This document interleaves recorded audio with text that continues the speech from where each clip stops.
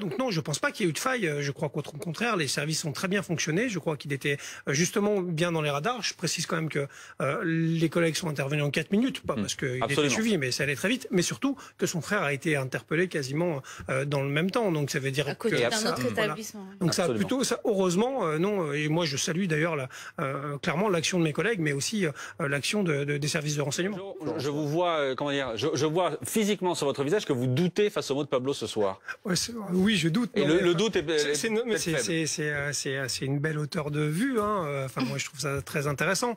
Après, il y a quand même des principes de réalité. Enfin, je suis désolé, je pense pas être un fou furieux, mais quand même, je crois qu'on a aujourd'hui atteint quand même une certaine limite.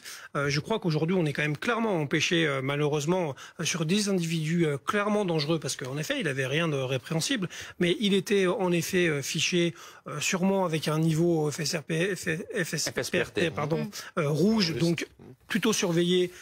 FSPRT, ce sont les personnes radicalisées. Oui, voilà. Pas 24 heures sur 24, parce que malheureusement, on n'a pas les moyens de les surveiller 24 heures sur 24. Et tous les gens de ce fichier, vous voulez les foutre quoi? En tôle et les expulser?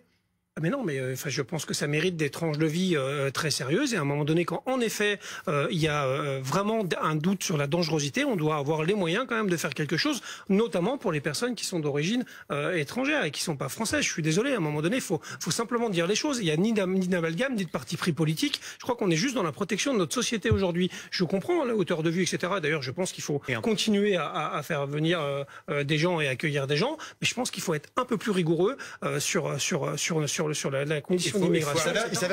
La guerre des services, ça n'existe pas, ça n'existe plus.